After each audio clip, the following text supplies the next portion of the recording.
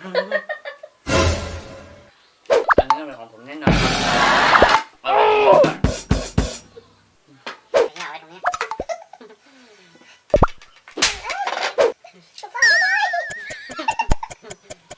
ผมชนะแน่นอนครับทุกคน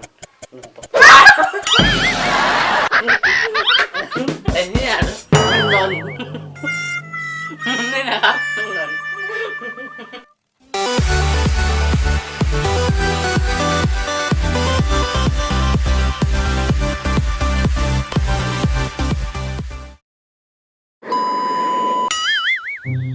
สวัสดีครับวันนี้อยู่กับผมยาวมงนะครับวันนี้เราจะมาแข่งกินผลไม้กันนะครับ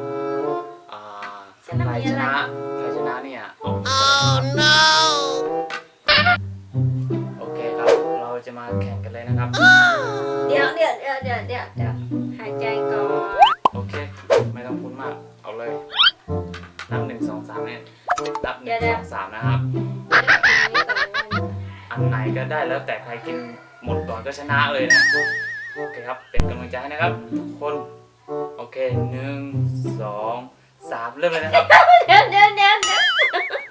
ไอ้เนี่ย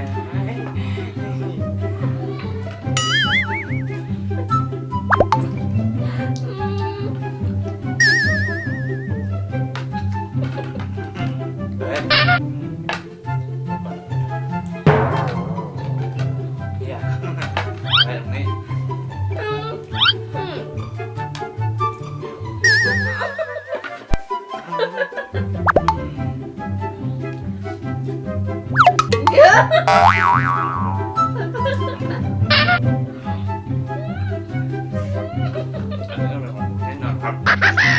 เอาไว้มือก่อน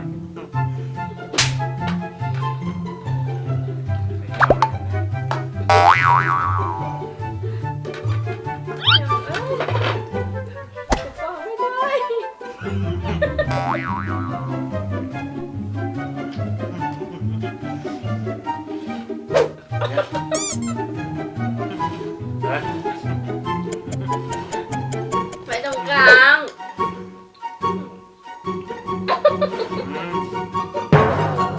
เดี๋ยว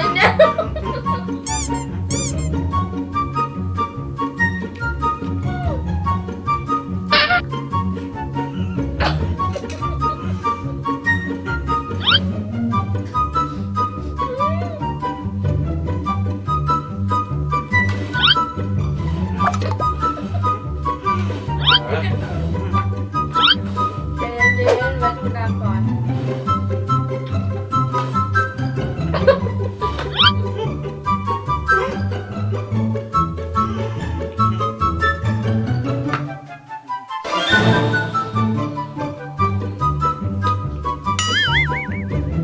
ชนะแน่นอนครับทุกคน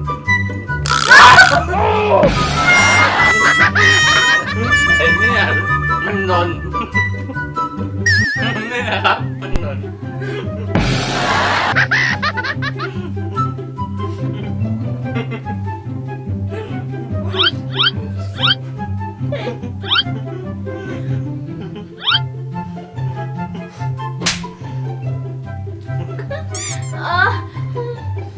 จะฆ่ากูเรื่องของมึงเหรอ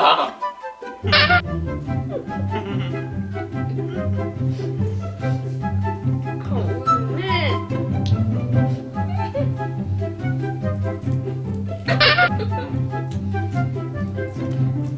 พี่ยังไม่คุณยังไม่หมด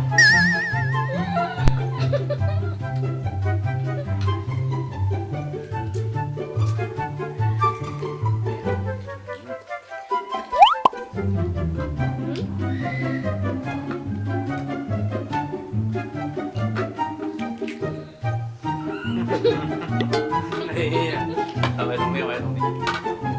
ได้แล้วก็กูก็ดึง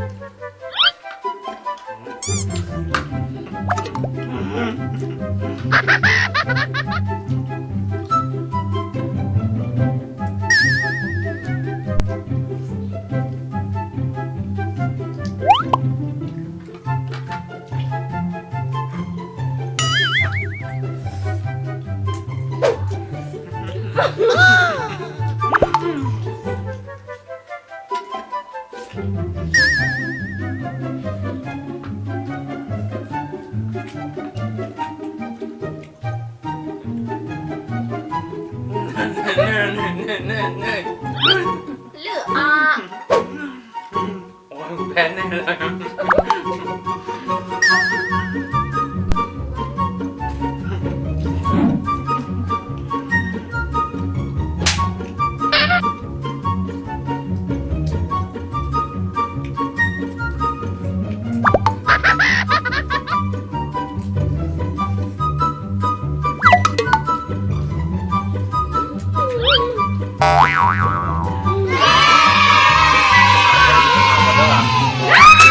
กูชนะ โอ้โหแพ้เลยครับแพ้เลยผมยังเหลือแค่ลูกเดียวเองนะครับ สุดท้าย โอ้ย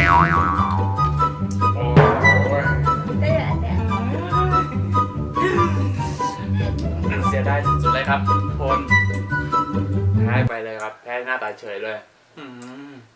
โอเคนะครับสำหรับคลิปนี้ก็ขอจบเพียงเท่านี้นะครับถ้าชอบใจคลิปนี้ก็อย่าลืมกดไลค์กด กด แชร์แล้วก็ subscribe ด้วยค่ะ ที่สำคัญนะครับกด subscribe เพื่อเป็นกำลังใจให้กับ แต่อย่าลืมกดกระดิ่งด้วยนะคะ ก็